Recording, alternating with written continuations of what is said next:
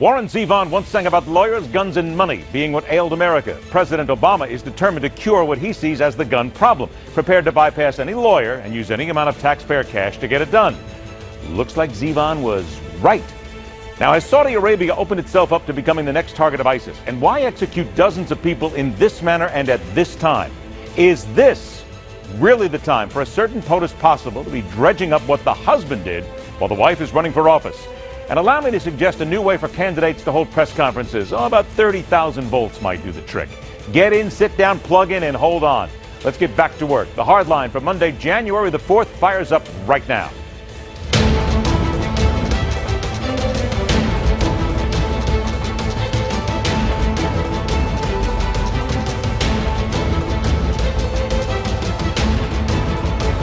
These are not only recommendations that are well within my legal authority and the executive branch, but they're also ones that the overwhelming majority of the American people, including gun owners, support and believe in. President Obama is determined that when history looks back at his time in office, they will gloss right over that health care disaster, the jellyfish spine on foreign policy, his dunce cap on healing racial divides, that Arab Spring disaster. The entire kit and caboodle all crashing down, and remember him for the man who changed the way America deals with guns. The president will unveil his gun control executive action on Tuesday. Plenty of knee-jerk that this is the beginning of the end for the Second Amendment. So let's begin with this overthrowing of that amendment claim.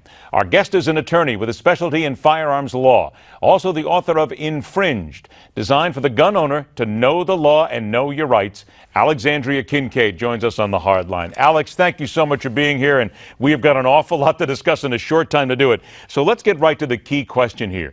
The Second Amendment, according to everybody, is now under attack, and what the president is doing will be a slippery slope to basically wiping it off the books. How much fact is in there? Well, probably quite a bit of fact, unfortunately, for gun owners. It looks like we have a president who is intent on attacking law-abiding Americans with gun control laws. He's proposing what we believe will expand the background check system that we currently have by changing the definition of what it means to be a dealer in this country. But is it not fair to say, and again, I'm going to play devil's advocate on this one, that the president himself, no matter how many executive actions the president puts out there, he cannot, by and large, by himself, kill the Second Amendment, correct? He cannot kill the Second Amendment, and I absolutely believe the American citizens will fight back if he tries. But what can he do, though, legally? And again, when we're talking legally here, we're talking about so many different loopholes here. The gun show loophole that is not really a gun show loophole. There's a lot of misinformation about that. But what can he actually do that would help then, I guess, chew away a little bit at the Second Amendment, erode it a little bit?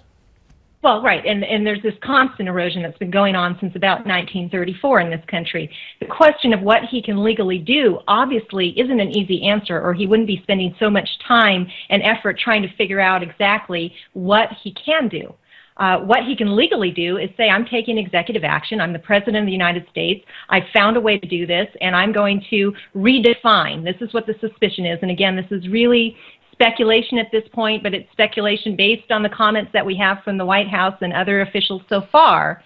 I'm going to redefine what it means to be a dealer. And we know that in 2013, there was a proposal written to have an executive order issued that made a dealer out of a person who sold a certain number of guns per year. In other words, if you're going to sell more than 50 guns a year, you are now a dealer, you have to be licensed, and you have to run background checks on everyone who buys from you. So speculating, again, it looks like this is something our president is going to try to do. It, of course, is not going to affect the crime or the terrorism that we're seeing. It's going to affect law-abiding citizens who go to a dealer or to a gun show and try to buy a gun. But is it not fair to say that even if the president pushes through executive action, it basically sets itself up to be taken away, revoked, wiped out, whatever you want to say, by the next president of the United States, whomever he or she may be?